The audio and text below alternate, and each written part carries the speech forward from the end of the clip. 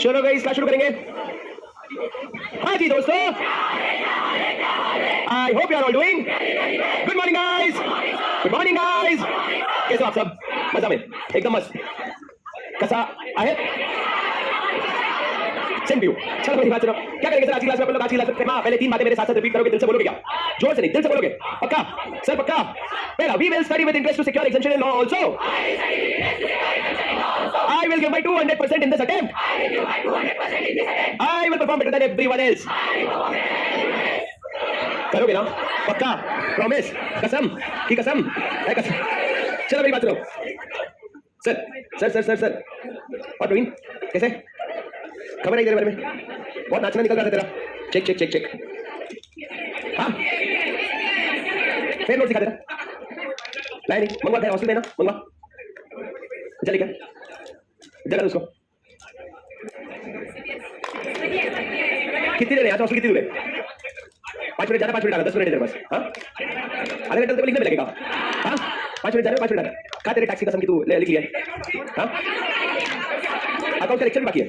Check check Shridhar, आवाज थोड़ी ठीक है, थोड़ा सा कम कर। ये सामने मेरे यहाँ का वॉल्यूम बढ़ा, बात थोड़ा कम कर। आज तू क्या कर रहा था? वीडियो रिकॉर्ड करके। चलो बैठो चलो। एनीवे गाइस चलो मेरी बात सुनो, क्लास शुरू करते हैं। मेरी बात एकदम ध्यान से सुनना प्लीज राजा। क्या करने वाले आज की क्लास में? अपन लोग आज की क्लास में अपन लोग सबसे पहले कल जो हमने शुरू किया था उसका रिवीजन करेंगे सर। प्लीज मेरी बात ध्यान से सुनना, क्योंकि किसको पढ़ा था आप लोगों ने। मैं की क्लास में मेरी बात ध्यान से सुनो सर। सेक्शन नंबर 3 से शुरू किया था परसों हमने, कल 4 किया, 5 शुरू किया, शेड्यूल 1 शेड्यूल 2 किया, शेड्यूल 2 का आधा बस पढ़ लिख लिया। अच्छा बाहर जाना है तुम लोगों को, कितनी बार समझाओगे? हाँ मैडम क्या बात कर रहे हो? आपको भी पेंसिल चाहिए? हाँ क्या मतलब मेरे को क्या पता? तो मेरे को पेंसिल मांग रहे होगे भाई, उसी में हंसी आती है। सुनो मेरी बात, इधर देखो, क्यों हंस रहे हो मैडम आप? क्यों हंस रहे हो? इशू नाराज क्या है? तेरे को भी पेंसिल चाहिए? तुम लोग क्या यार, सेक्शन नंबर 3 से शुरू किया था। सेक्शन नंबर 3 कहता है नो पर्सन शैल। 4 पार्ट में डिवाइड किया था। क्या पार्ट है 4? पहला डील इन एनी फॉरेन, अरे जोर से बोलो, deal in any forex, deal in any foreign security other than through an authorised person. दूसरा shall not make any payment to the credit of a PROI. तीसरा receive any payment from a PROI. चौथा अच्छा receive any payment from a PROI otherwise than through an AP. उसमें invert remittance होना जरूरी है। Invert remittance ना हो तो आप वो पैसा नहीं मंगवा सकते। चौथा enter into any financial transaction in India as a consideration for acquisition of property in India. Outside India. ठीक है, ये क्या हो गया सर? ये आपका 4 प्रोविजन हो गया। और मैंने क्या कहा? Invert remittance. अगर आपके पास इनवर्ट रेमिटेंस सर्टिफिकेट नहीं है इसका मतलब आपने एपी से पैसा नहीं मंगवाया है। उसके बाद रजा हमने कल शुरू किया फाइनेंशियल ट्रांजैक्शन का मतलब क्या? फाइनेंशियल ट्रांजैक्शन मतलब payment to any person, receiving payment from or on behalf of any person, आपका drawing or issuing of a negotiables of exchange. और चौथा सर आपका transfer of any security is considered as a financial transaction. उसके बाद राजा section 4 बहुत basic था, एक line लिखा हुआ था और ऊपर एक्सेप्शन था। Except as provided in this act, no person shall hold, acquire, transfer, own or possess. हट अप hold, acquire, transfer, own or possess any foreign exchange, foreign security or immovable property outside India. तो motto India के बाद property भी नहीं hold कर सकता है, लेकिन as provided in this act उसके अलावा नहीं कर सकता। ये होने के बाद सर हम आ गए सेक्शन नंबर 5 में। क्या है sir section number 5? Current account transaction. दोस्तों करेंट अकाउंट ट्रांजैक्शन के पहले बता दो कैपिटल अकाउंट ट्रांजैक्शन क्या होता है?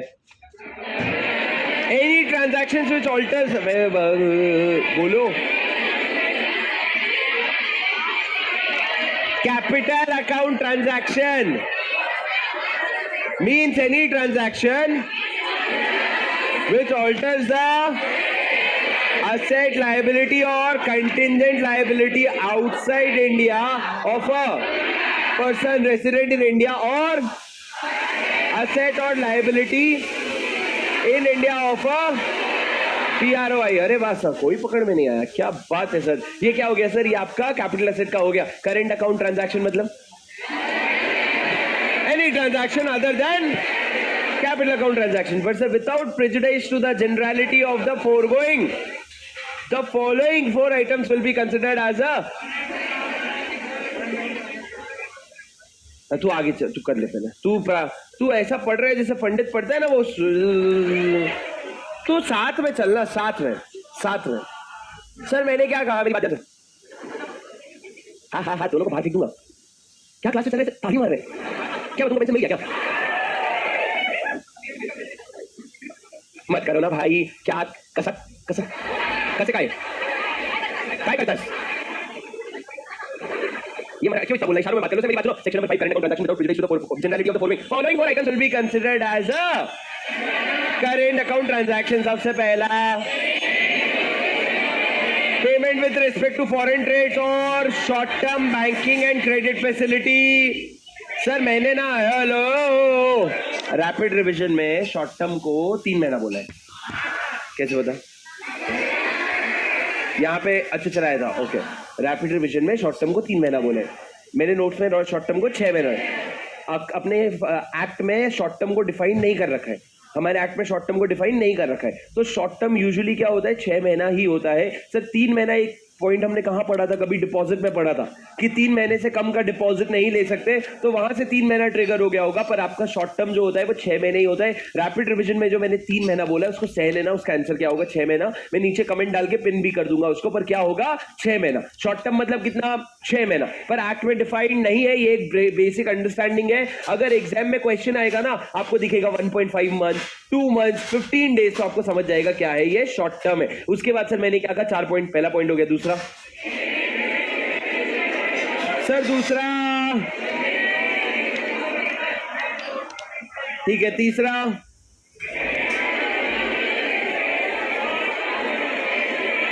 ठीक है। चौथा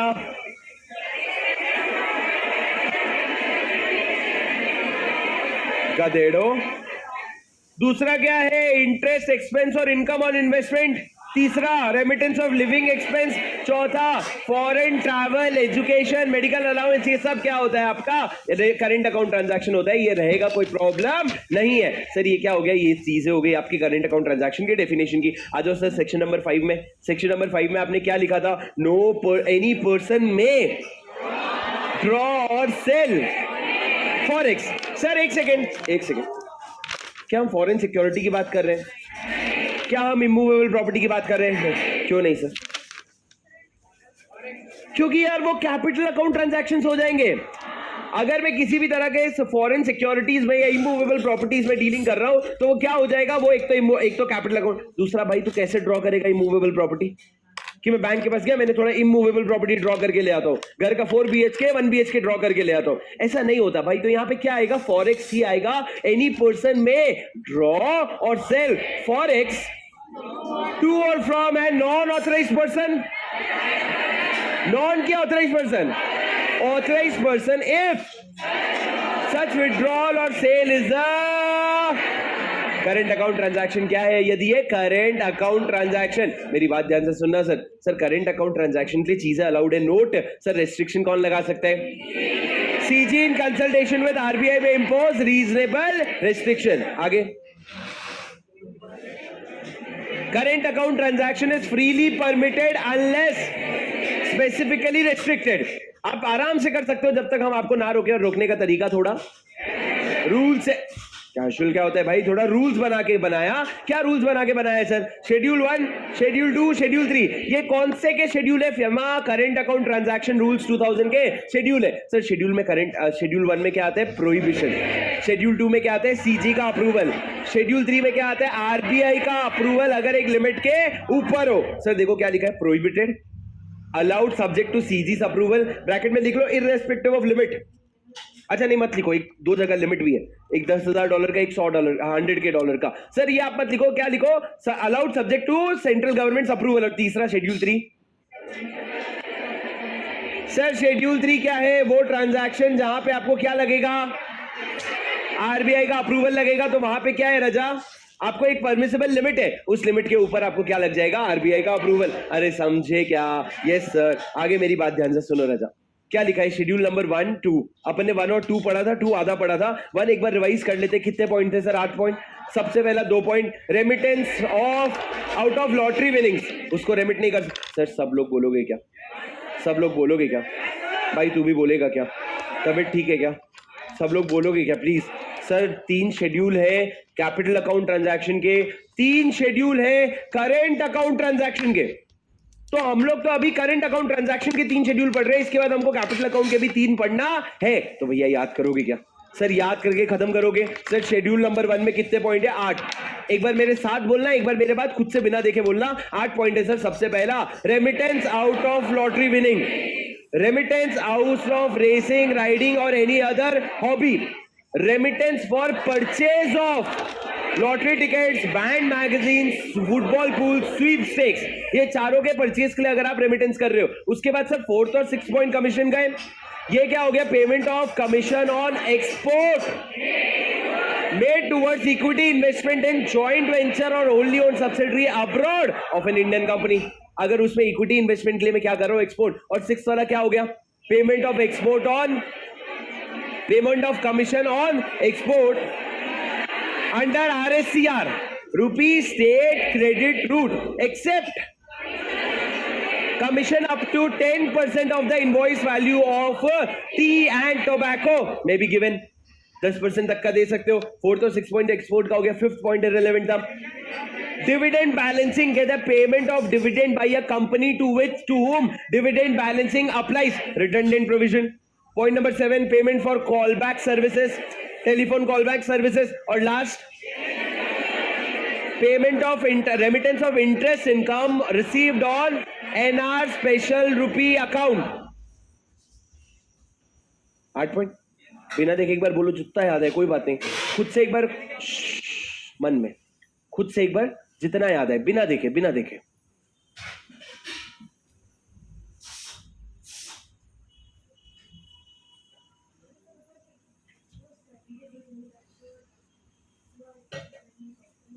कौन बोलेगा सर 8 पॉइंट? कीवर्ड्स बोल लोगे तो मैं संभाल लूंगा, मैं सही में संभाल लूंगा। कौन बोलेगा 8 पॉइंट्स?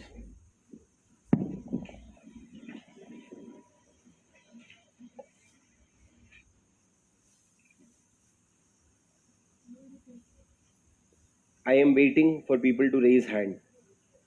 चल श्रीधर बोल 8 पॉइंट बोल। पहला क्या है? अरे बोल। पहला है remittance from lottery winnings, remittance out of lottery winnings. हाँ, फिर याद कर लो हाथ क्या है। अब उस बंदे को पूछूंगा जो हाथ नहीं उठाएगा 8 पॉइंट के लिए, हाथ नहीं उठाएगा उसको पूछूंगा। Racing and other, remittance out of lottery winning पहला। दूसरा remittance out of racing and other hobby, racing, riding or any other hobbies. तीसरा, purchase of lottery tickets, purchase of, remittance for purchase of. 4 चीज है। पहला lottery tickets, band magazines और football pools और SVEEP stakes etcetera. ठीक है, ये 3 हो गया रेमिटेंस का।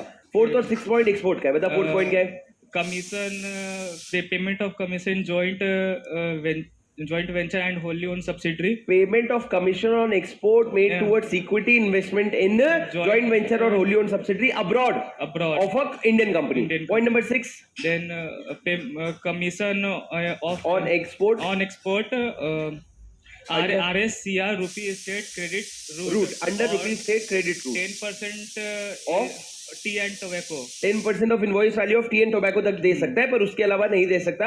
What is prohibited? Remittance of commission on export, remittance of commission on export towards and under RSCR exception 10% of the invoice value. Next, 5th point, dividend on dividend balancing, dividend balance, remittance of dividend or by a company to whom dividend balancing applies. Dividend balancing applies. भैया language थोड़ा सा मेरी बात सुनो, keywords याद करना है। पर कीवर्ड्स को अगर हिंदी में समझोगे ना तो इंग्लिश में लिख लोगे। अभी ये जो सेंटेंस, इसका मतलब क्या है? कंपनी सबसे पहले प्रोहिबिटेड क्या है? ट्रांजैक्शंस। कौन से ट्रांजैक्शन? जहां पे पैसा ड्रॉ कर रहे हो तुम, फॉरेन एक्सचेंज ड्रॉ कर रहे हो। क्यों ड्रॉ कर रहे हो तुम? डिविडेंड रेमिट करने के लिए। तो तुम रट्टा नहीं मार रहे हो, तुम डिविडेंड रेमिट करने के लिए क्या कर रहे हो? पैसा ड्रॉ कर रहे हो। तो तुम नहीं कर सकते अगर तुम एक ऐसी कंपनी हो जिसको डिविडेंड बैलेंसिंग अप्लाई होता है। थोड़ा सा लैंग्वेज फोर्स करो अपने अंदर से ना, फोर्स करो। आ नहीं रहा है, फोर्स कर, थोड़ा सा अंदर दिमाग में जोर डाल, दिमाग थोड़ा शार्पन होगा, उससे सोचने के लिए मजबूर कर। क्या लिखेगा भाई? लिखना है, कोई बंदूक रख रखा है सर पे, वो लिखना है, क्या लिखेगा? तो वो लैंग्वेज आएगा। बैठे बैठे एक दिन मेरे को अंदर से लैंग्वेज आएगा, मेरे अंदर माता नहीं भैया नहीं आने वाला। बोल 5th पॉइंट हो गया। 7th point, payment related to call back service on telephone, remittance of interest on income remittance of interest income interest income. Received in a Fine. Account का नाम NR non-residential or SR through SR special route. Rupee NRSR account Through SR route. NRSR account ऐसे याद कर लो, non resident special rupee account, उसके आगे scheme है वो। क्या हुआ? कुछ नहीं, ठीक है। NRSR अकाउंट में आपको क्या है, इंटरेस्ट इनकम, उसको रेमिट नहीं कर सकते। अरे समझे क्या? कौन बोलेगा? हाथ उठाओ, जो हाथ नहीं उठाएगा उसको पूछूंगा।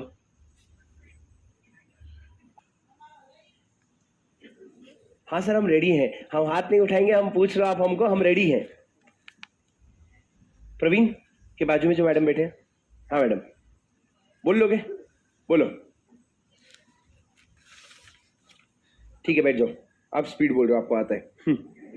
चलो मेरी बात सुनो सर, आप लोगों मेरी बात सुनो, प्लीज आ जाओ। शेड्यूल नंबर 2 में एकदम ध्यान से मेरी बात सुना। शेड्यूल नंबर 1 क्या था? देखो भैया मेरा काम क्या है पता है, मैं तो बस जरिया हूं, तुमको याद करवाने आया हूं। कल 1 घंटा बैठ के हमने 8 पॉइंट लिखा, 8 पॉइंट समझा, जाते वक्त रिवाइज किया, आते वक्त अभी रिवाइज किया, फिर पूछा, बस इसके बाद भी याद नहीं हुआ ना। एक बार ऐसा करना कि शायद मेरे में कोई कमी है, मतलब हाँ सर आप ही में तो है, अबे अपने तरफ, ठीक है। प्लीज मेरी बात सुनो, कोशिश बहुत कर रहे हैं सर, 8 बार 8 पॉइंट पढ़ लिया, इससे ज्यादा नहीं कर सकते, करने का मतलब भी नहीं है।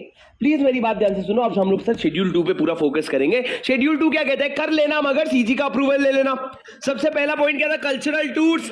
कल्चरल टूर्स के लिए तेरे को किसका अप्रूवल लेना पड़ेगा? Ministry of HR development, department of education. Ministry of HR development, जो आज क्या हो गया, मिनिस्ट्री ऑफ एजुकेशन हो गया। पहले sir ministry of HR development में अलग अलग डिपार्टमेंट होते थे, अब उनकी अलग अलग मिनिस्ट्री बना दी। मिनिस्ट्री ऑफ एजुकेशन एक हो गया, ministry of youth affairs and development एक हो गया। तो ministry of HR development, department of education जो था वो मिनिस्ट्री ऑफ एजुकेशन हो चुका है। Point number 2 sir, advertisement in a foreign print media bye a state government और इट्स सेंट्रल गवर्नमेंट और उसका PSU नहीं है, स्टेट गवर्नमेंट और उसका PSU है, फॉर एन अमाउंट एक्सीडिंग $10,000। अगर उसका खर्चा कर रहे हो तो आपको किसका अप्रूवल लेना पड़ेगा? मिनिस्ट्री ऑफ फाइनेंस का, डिपार्टमेंट ऑफ इकोनॉमिक अफेयर्स। पर राजा अगर आप 3 चीजों के लिए एडवर्टाइजमेंट कर रहे हो, पहला टूरिज्म प्रमोट करने के लिए, इंटरनेशनल बिडिंग के लिए, और तीसरा फॉरेन इन्वेस्टमेंट के लिए, तो आपको ये एडवर्टाइजमेंट के लिए अप्रूवल नहीं लगेगा। सर याद हो रहा है कि इस पे क्वेश्चन आया है, आपने देखा है क्या? नहीं, चलो ठीक है। हम सर आप जो क्वेश्चन देते हो मजाल है उसके ऊपर नीचे देख ले, मचाल मतलब हम तो सर मतलब एकदम ऐसा आपने बोल दिया, मतलब पत्थर की लकीर है जब तक हम कर रहे हैं, या तो कभी कभी हम बुक ही नहीं खोलते। अभी ना लाइको, इधर देखो सर, दूसरा वाला क्या हो गया? एडवर्टाइजमेंट। एडवर्टाइजमेंट के लिए किसका approval? Ministry of finance. Sir तीसरा और चौथा दोनों एक तरीके से फ्रेट की बात करता है। Remittance of freight on a vessel chartered by a PSU, चाहे वो CG का PSU हो चाहे वो SG का PSU हो, उसको अप्रूवल लेना पड़ेगा ministry of surface chartering wing से। और चौथा वाला क्या हो गया sir? Payment of import, bracket में क्या लिखा है? थ्रू ओशियन ट्रांसपोर्ट और by a PSU on CIF basis. Sir exam में अगर लिख दिया FOB बेसिस, एग्जाम में कोई भी और एक और बेसिस होता है FAS बेसिस, ये सारा बेसिस अगर एग्जाम में लिख दिया ना, तुमको ये समझना है अप्रूवल नहीं लेना है। अप्रूवल सिर्फ एक केस में लेना है, वो क्या है? CIF basis. सर उसमें किसका अप्रूवल लगेगा? Ministry of surface. ऊपर वाला फ्रेट था, यहाँ पे CIF है। ऊपर वाले में भी आपका क्या था? इंपोर्ट था। यहाँ पे ऊपर वाले में फ्रेट और इंपोर्ट था, यहाँ पे क्या है sir? Payment of import CIF basis में। इसमें पूरा अमाउंट आ रहा है, सिर्फ फ्रेट नहीं आ रहा है, कॉस्ट भी आ रहा है, इंश्योरेंस भी आ रहा है और फ्रेट भी आ रहा है। उसके बाद sir point number 5, multi modal transport operator making remittance to their agent abroad. Sir अगर आप अपने एजेंट को पेमेंट कर रहे हो, मल्टी मोडल ट्रांसपोर्ट ऑपरेटर म्हणजे जैसे कि फॉर एग्जांपल ब्लू डॉट अगर अपने किसी एजेंट को पेमेंट कर रहे हैं तो राजा उसमें किसका अप्रूवल लगेगा? अप्रूवल नहीं, यहाँ पे उसको रजिस्ट्रेशन लेके रखना पड़ेगा। सर आज अगर आप किसी से मान लो GST कलेक्ट करते हो, तो GST कलेक्ट करने के लिए आपको क्या लेना पड़ता है? GST registration. वैसे ही आप किसी एजेंट को पेमेंट कर रहे हो तो आपको जाना पड़ेगा DGS के पास। DGS बोले तो डायरेक्टर जनरल ऑफ शिपिंग, और उनसे क्या लेना पड़ेगा? रजिस्ट्रेशन। यदि आपने ये रजिस्ट्रेशन ले लिया तो आप आराम से अपने एजेंट्स को कमीशन का पेमेंट कर सकते हो, कोई प्रॉब्लम नहीं है। उसके बाद सर नेक्स्ट पॉइंट क्या है सर? सर आपने ट्रांसपोर्टर का स्पेलिंग गलत लिखा है, पहली बात तो ये है। हाँ ट्रांसपॉन्डर ये क्या होता है सर ट्रांसपॉन्डर? हाँ कुछ तो बोले, नहीं पता है, बोले नहीं पता है, बताया नहीं आपने। सर सुनो ना, ओए उधर लिखा है सर टीवी चैनल, इधर लिखा है क्या इंटरनेट सर्विस प्रोवाइडर। सुनो राजा, टीवी चैनल्स वाले जो होते थे ना पहले के जमाने में, उनको ना सैटेलाइट से टीवी चलाने के लिए, क्या करने के लिए, सैटेलाइट से टीवी चलाने के लिए उनके पास खुद के हार्डवेयर्स नहीं थे, उनके पास खुद का सैटेलाइट नहीं हुआ करता था। Transponder is something that you need for using satellite service. मतलब अगर मैं मुंबई में बैठे बैठे अपने चैनल का ब्रॉडकास्ट दिल्ली में, बॉम्बे, बैंगलोर में हर जगह करना चाहता हूं, तो मेरे को लगेगा एक सैटेलाइट, और सैटेलाइट के फैसिलिटी के लिए मेरे को लगता है एक ट्रांसपॉन्डर। वो ट्रांसपॉन्डर हम लोग इंडिया में हमारे पास था नहीं, हम क्या करते थे, भाड़े पे लेते थे। हम क्या करते थे, भाड़े पे लेते थे, हायर करते थे भाड़े पे। अबे ट्रांसपॉन्डर कोई इंसान नहीं है, एक मशीन है। वो मशीन हम भाड़े में लेते थे इंडिया के बाहर से। अब उसके लिए अगर आप पैसा रेमिट कर रहे हो ना, भाड़े का पैसा जब रेमिट करोगे तो आपको अप्रूवल लगता था। क्या लिखा है देखो, remittance of hiring charges of transponder. आपने भाड़े पे क्या लिया, ट्रांसपॉन्डर। किस चीज के लिए काम आता है, दो चीज के लिए, टीवी चैनल्स के लिए और इंटरनेट के लिए भी।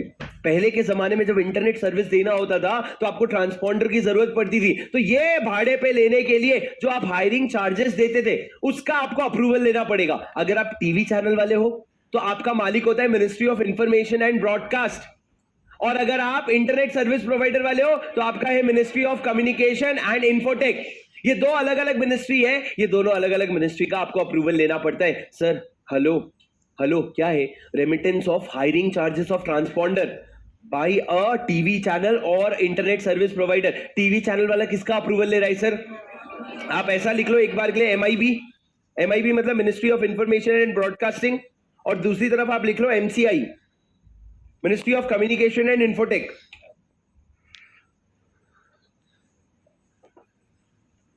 सुन रहे हो क्या भाई? अरे सुन रहे हो क्या भाई? बेसिक सी बात है, ज्यादा रॉकेट साइंस है ही नहीं। है सर है, पर अपने को रॉकेट साइंस समझना ही नहीं है। ट्रांसपॉन्डर है, उसके हायरिंग चार्जेस समझते हो सर? जब लीज पे लेते हो तो आपके क्या आते हैं, लीज रेंटल्स, उसी को दूसरे शब्दों में क्या कहते हैं, हायरिंग चार्जेस। हायरिंग चार्जेस का अगर आप रेमिटेंस कर रहे हो, मतलब सर मैं एक टीवी चैनल वाला हूं, मेरा नाम है दूरदर्शन, मैं गया बैंक के पास, SBI के पास, और मैंने बोला भाई मेरे को $1 मिलियन दे दे, मेरे को भाड़े का चार्ज देना है। तो उसने पूछा काय का भाड़ा? तो मैंने बोला मैंने ट्रांसपॉन्डर हायर किए थे कुछ ट्रांसपॉन्डर, उसके हायरिंग चार्जेस देने हैं मेरे को। तो उसने कहा तेरे को ना जाके पहले CG का अप्रूवल लेना पड़ेगा, ताकि उनको हिसाब किताब रहे कि हम बाहर से कितने ट्रांसपॉन्डर मंगवा रहे हैं, कितने ट्रांसपॉन्डर भाड़े पे ले रहे हैं। और हमको समझ आ गया किसी दिन कि बहुत ज्यादा यूज हो रही है तो हम इंडिया में मैन्युफैक्चरिंग कर लेंगे। अगर बहुत ज्यादा यूज होने लग गई तो हम इंडिया में क्या कर लेंगे, मैन्युफैक्चरिंग कर लेंगे। ये क्या हो गया sir, point number 6। Point number 7 पढ़ो, remittance of container detention charges of an amount more than prescribed by DGS बोले तो जोर से बोलो, director general of shipping. Sir आपका remittance of a container detention charges क्या मतलब है? कंटेनर डिटेंशन चार्जेस का क्या मतलब है? कंटेनर मतलब जिसमें कार्गो शिपमेंट्स आते हैं बड़े बड़े। डिटेंशन चार्जेस मतलब जब उसको डिटेन करते हैं सर, उसके जो चार्जेस लगते हैं। तुक्का मारो ना रे, become explain container detention charges. बोले अब तू देख मेरा स्किल। हाँ बीकॉम बोल।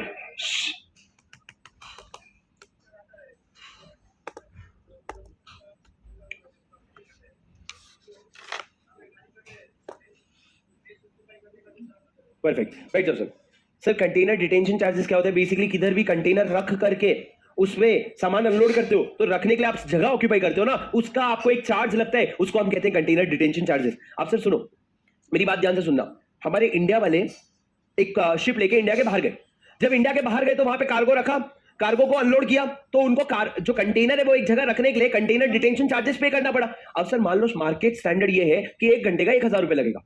ये कौन बोल रखा है? ये DGS बोल रखा है कि 1 घंटे का 1000 रुपए लगेगा। पर अगर तुम बोल रहे हो 1 घंटे का मैं 10,000 रुपए देगा, मतलब तुम एक लिमिट से ज्यादा का कंटेनर डिटेंशन चार्जेस दे रहे हो, तो लॉ कहता है भैया तू अगर लिमिट से ऊपर दे रहा है तो तेरे को क्या करना पड़ेगा, अप्रूवल लेना पड़ेगा। किसका? Ministry of surface transport, ministry of surface का वापस से अप्रूवल लेना पड़ेगा। सर ऊपर 2 जगह आपने दिया था, पहला point number 3 freight, point number 4 CIF। अब आगे आप लोगों का पॉइंट नंबर 7 जहां पे आ रहा है container detention charges, again related to transport. मेरी बात सुनोगे क्या? सर यहाँ पे ना मिनिस्ट्री बैठा हुआ है, कौन? यहाँ पे DGS बैठा हुआ है, कौन? Director general